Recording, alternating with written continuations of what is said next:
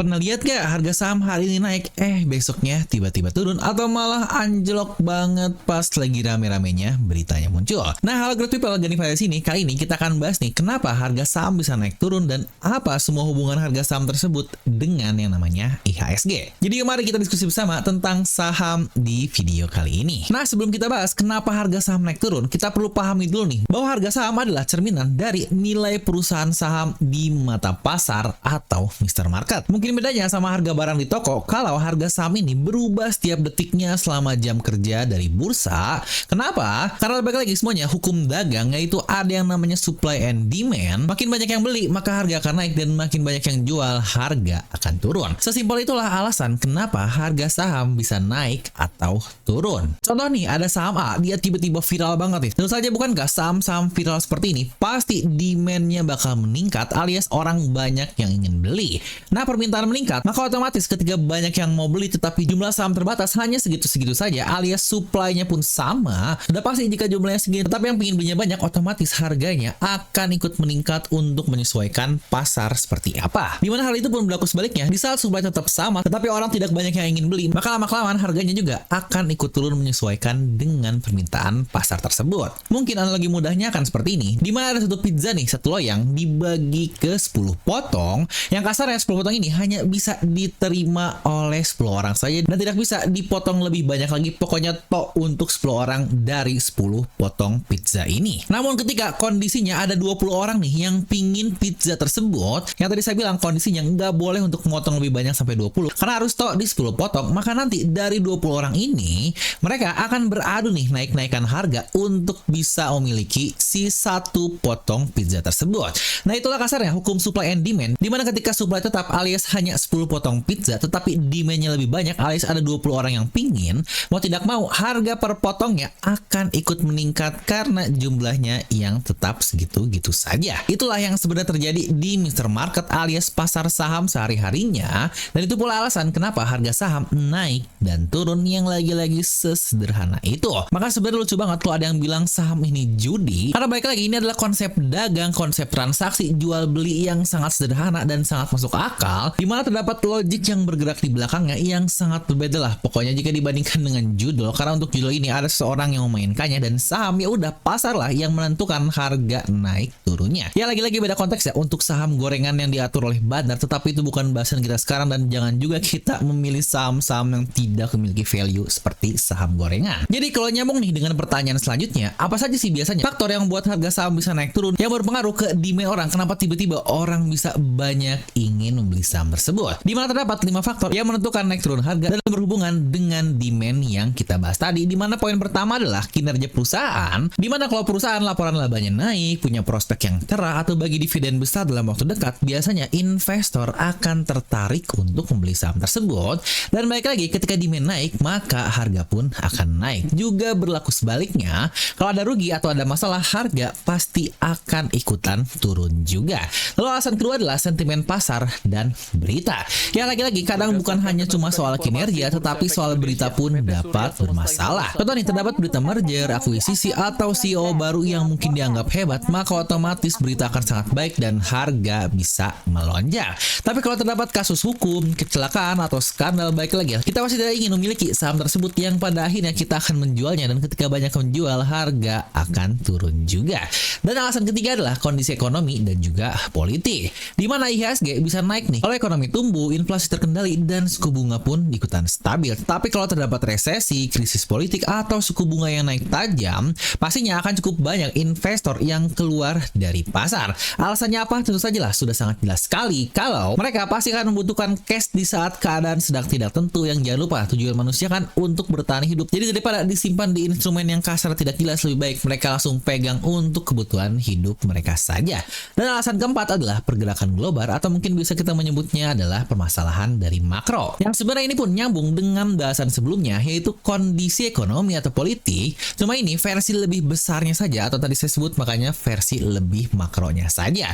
Di saat terdapat kejadian geopolitik lah seperti baru-baru ini, yaitu perang atau bahkan juga perang dagang dari AS dan Cina, lagi-lagi otomatis dampaknya akan ngaruh ke perdagangan di dalam negeri dan akan juga berpengaruh nantinya ke kinerja perusahaan, kondisi ekonomi yang sangat banyak dengan hal lain. Ya tentu saja hal ini akan sangat berpengaruh ke mental dari para investor yang akhirnya akan memutuskan menjual, dan ketika banyak menjual otomatis harganya akan turun juga. Dan yang kelima atau terakhir adalah psikologi dari investornya itu sendiri.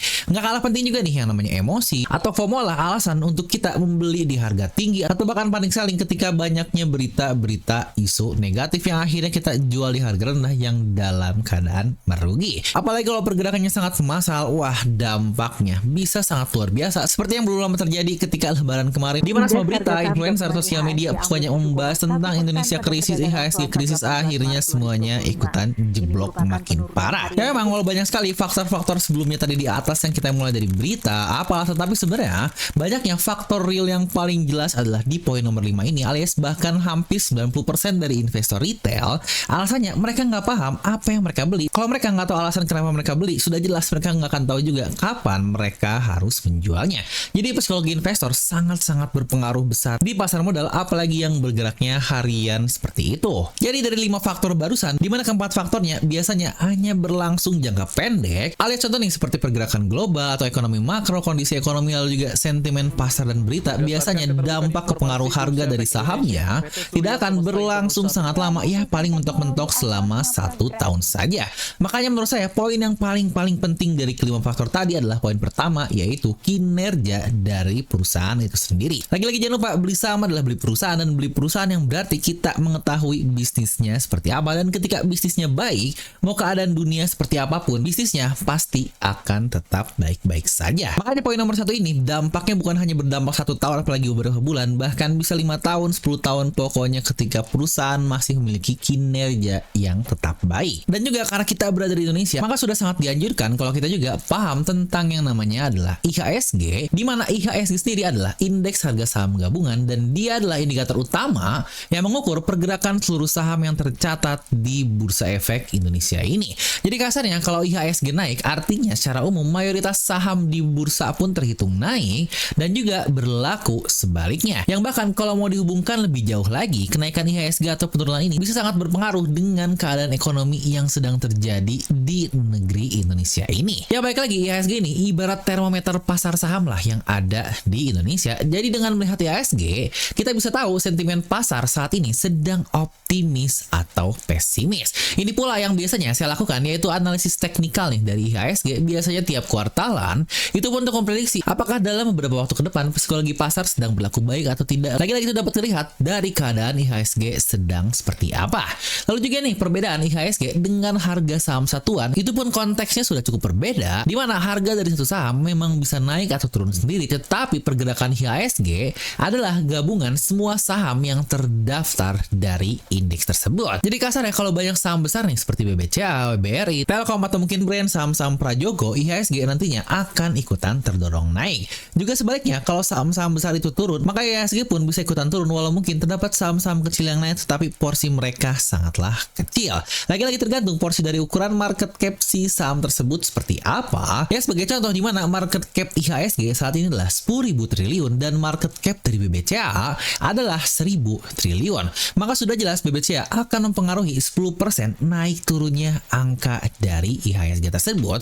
Lalu juga untuk saham-saham kecil lain, mereka memiliki porsinya yang jauh lebih kecil lagi. Jadi kesimpulannya, IHSG ini membantu kita mengukur keadaan saham secara global dan bukan hanya per saham seperti BBCA, Telkom, dan lain-lain, tetapi ini lebih ke satu indeks khusus. Yang mungkin kalau mau contoh lagi, ketika IHSG sedang turun tajam karena krisis global, yang bukan berarti nih semua sahamnya jelek pada saat itu, hanya saja ketika saat itu kita memiliki resiko pasar yang sedang tinggi. Dan tentu saja kita juga harus ekstra hati-hati dalam mengambil keputusan ketika resikonya sedang tinggi juga. Nah jadi mungkin nih sebagai sedikit poin penting yang kita bahas di video ini, di mana naik turunnya harga sangat bergantung dengan yang namanya supply and demand. Ya walau memang terdapat beberapa faktor penggerak atau trigger nih dari supply and demand tersebut, dan salah satu helikopter view kita adalah dengan melihat perkembangan IHSG ini sendiri sebagai gambaran besar saham yang sedang berlangsung di negeri Indonesia kita. Sehingga pada akhirnya kalau kita ingin melihat helikopter view, kita tidak bisa hanya fokus di satu saham saja. Contoh nih, misalkan saham BBCA sedang turun,